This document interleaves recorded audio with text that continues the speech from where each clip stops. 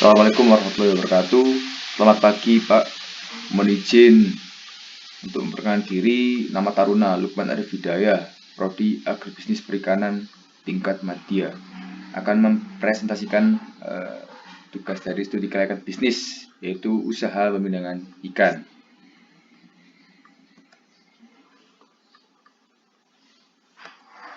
Latar belakang.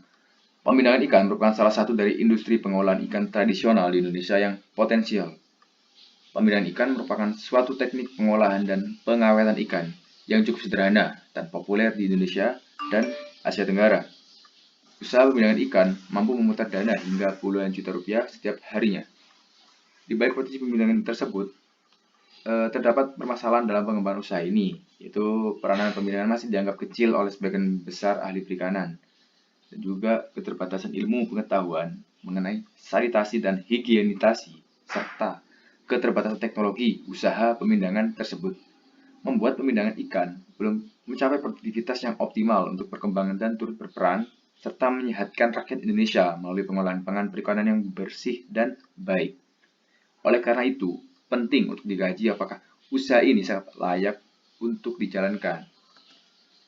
Maksud dan tujuan yaitu satu, untuk mengetahui kelayakan dari bisnis yang dijalankan. Sebagai tugas mata kuliah studi kelayakan bisnis. Sedangkan visi dan misi, visinya menjadi pengusaha terbesar di bidang usaha pemindahan dengan menghasilkan produk-produk yang berkualitas tinggi dengan harga yang terjangkau bagi konsumen Indonesia. Dan misinya membantu meningkatkan kualitas hidup bangsa Indonesia dengan memproduksi makanan yang bermutu tinggi, sehat, halal, dan aman bagi konsumen. Untuk rancangan teknis pemindahan ikan, ada beberapa opsi. Yang pertama, kebutuhan bahan baku. Nah, pada musim paceklik, bahan baku ikan hanya terdapat kurang lebih 73 kg per hari. Sedangkan pada musim non-paceklik mencapai kurang lebih sekitar 138 kg per hari. Rancangan teknis pemindahan ikan dalam opsi sarana prasarana. Untuk sarana dan prasarana dalam pemindahan ikan ini membutuhkan beberapa alat seperti bak sebagai tempat penyiraman ikan dengan garam dan sebagai media untuk pencucian ikan, dan besek sebagai media pengemasan dalam perebusan dalam bak khusus perebusan. Untuk opsi tenaga kerja dalam produksi pemindahan ikan cukup membutuhkan tenaga kerja sebanyak 2 orang. Untuk bagian analisis aspek sosial dan ekonomi pengolahan ikan pindang, pada opsi analisis aspek ekonomi, ikan pindang memiliki banyak sekali manfaat bagi produsen karena ikan pindang dinilai sangat awet seperti halnya ikan asin, sehingga bisa disimpan dalam jangka panjang. Dengan kata lain, pengolahan pemindahan ikan ini jika dilihat dari aspek ekonomi memiliki nilai plus dan banyak sekali manfaat bagi warga atau masyarakat sekitar. Untuk aspek sosial, ini ada beberapa poin ya, yaitu komponen demografi, kebudayaan, dan kesehatan masyarakat. Untuk komponen demografi sendiri, sebagian besar kegiatan atau usaha pemindahan ikan dilakukan oleh penduduk di wilayah pesisir, bahkan sudah dilakukan oleh penduduk lain non-pesisir. Untuk aspek sosial di bidang kebudayaan, itu beberapa penduduk atau masyarakat Indonesia yang sudah menjadi budaya tersendiri dalam usaha pemindahan ikan. Untuk opsi kesehatan masyarakat, jadi limbah dari pemindahan ikan ini masih dibilang negatif. Ada beberapa produsen yang masih belum mengetahui bagaimana caranya untuk memproses limbah dari pemindahan ikan ini. Padahal jika dipelajari pun sangat menguntungkan kalaupun para produsen bisa mengolah limbah dari pemindahan ikan ini, dan nantinya tidak akan menimbulkan dampak negatif terhadap masyarakat sekitar. Nah, untuk pengolahan pemindahan ikan ada satu, nilai dasar perusahaan. Nilai dasar perusahaannya memiliki 3 opsi. Yang pertama, memiliki kinerja yang berkomitmen terhadap pelayanan yang prima kepada pelanggan. Dan yang kedua, memiliki karakter kedisiplinan dan integritas yang tinggi serta dapat dipercaya dan dapat diandalkan. Yang ketiga, memiliki semangat sehingga mampu menyesuaikan dengan keadaan yang berubah. Dalam perencanaan pemasaran, terkait pasar, restoran, tempat oleh-oleh, dan media sosial serta pasar. Untuk strategi pasar sebesar 5.000 berbahasa isi dalam 5 dalam sekali produksi bisa menghasilkan 20 kg. Dengan 1 kg ada 20 ekor ikan. Untuk karakteristik produknya bahwa ikan pindang ini memiliki parameter yang aroma memperoleh nilai rata-rata 7,5% harum, hampir netral, rasa sangat enak dan gurih dengan rata-rata nilai 7,6%. Konsistensi dengan nilai 7,8% daging ikan diperoleh yaitu padat, kompak, lentur, agak lembab. Serta promosi, ulangi untuk strategi promosi, saluran distribusinya, dan cara pemasarannya. Saya lebih cenderung lewat online dan lebih mempromosikan kepada restoran serta mensuplai beberapa toko oleh-oleh. Nah, untuk perencanaan keuangan, sumber pendanaan kita dari investasi pribadi dan kerjasama dengan teman maupun para investor. Untuk perencanaan produksi, rencana kebutuhan bahan bakunya pada pengolahan ini membutuhkan 20 kg ikan dalam sekali produksi atau 10.000 per kilogram. Bahan-bahan penunjangnya seperti besek, garam, dan tempat untuk pemindangan. Setelah itu perencanaan hasil produksinya kurang lebih akan menghasilkan 20 kg dalam sekali produksi dengan 1 kg-nya berisi 20 ekor dan pada satu beseknya berisi 5 ekor ikan. Nah, untuk struktur organisasi yaitu pimpinan atau manajer, pemilik sekaligus pimpinan yang bertanggung jawab terhadap jalannya usaha, koordinasi, pengawasan, dan mengarahkan seluruh kegiatan, pengambilan keputusan, dan sebagai quality control. Bagian pemeliharaan sarana dan pemantauan produksi.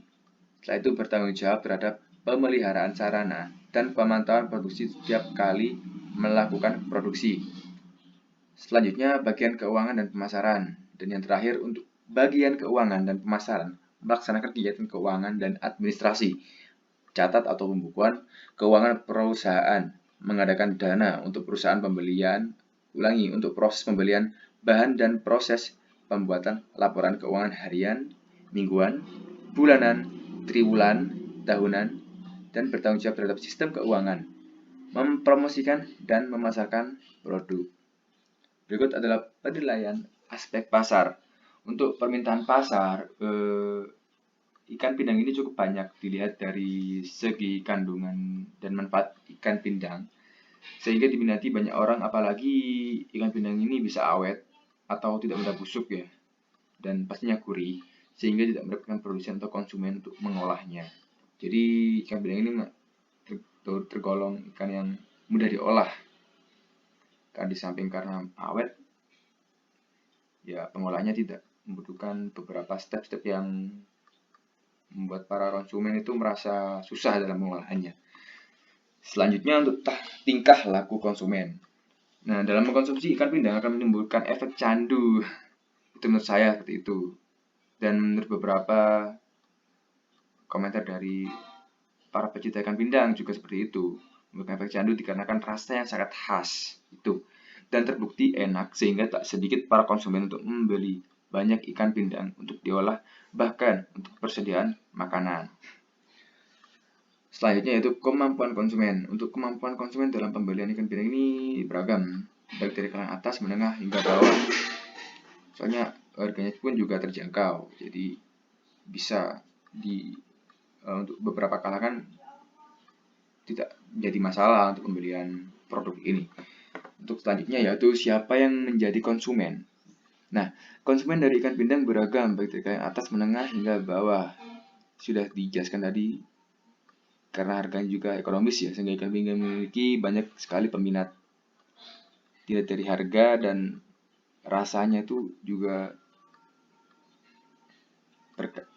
berhubungan. Ada harga, ada barang. Nah, untuk selera konsumen cukup bagus karena cita rasanya lebih enak dari ikan asin. Bahkan, tidak jauh berbeda dengan ikan segar baik rupa, rasa, maupun tekstur.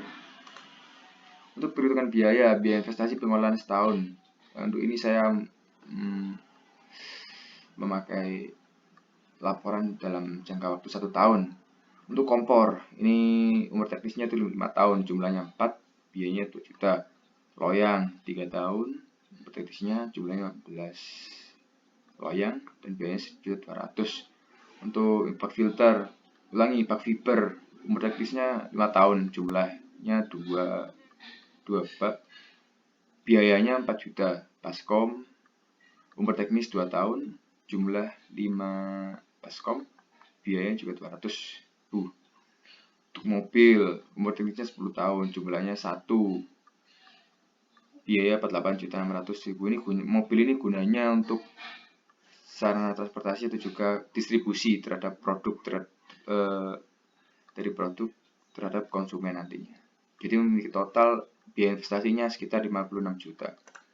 Untuk biaya tetap itu penyusutan kompor tadi kisaran 400.000, penyusutan loyang 400.000, penyusutan bak fiber 800.000 dan penyusutan baskom 100.000. Penyusutan mobil 4.860.000 hingga jumlahnya 6.560.000. Untuk biaya tetap variabel kan biayanya tadi untuk setahun kisar 230.875.000. Untuk garam 9.262.500, kunyit 3.966.250 rupiah. Untuk tabung gas 4.526.250 rupiah.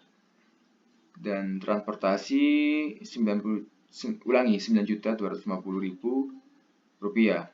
Dan yang terakhir yaitu upah tenaga kerja. Untuk upah tenaga kerja 25 juta setahun, berarti ya jumlah dari biaya tetap, ulangi, jumlah dari biaya tidak tetap atau biaya variabel usaha ikan ini sekitar 282.870.000 rupiah.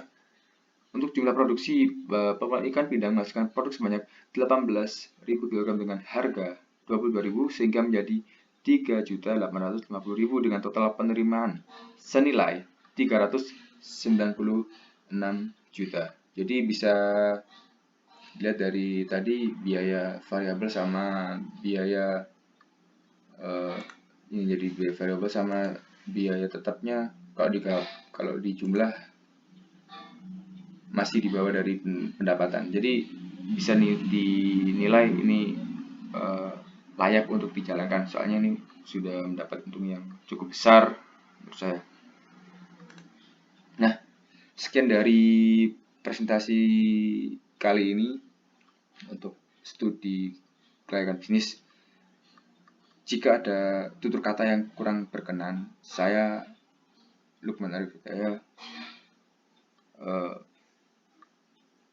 meminta maaf yang sebesar-besarnya. Akhiran, wassalamualaikum warahmatullahi wabarakatuh.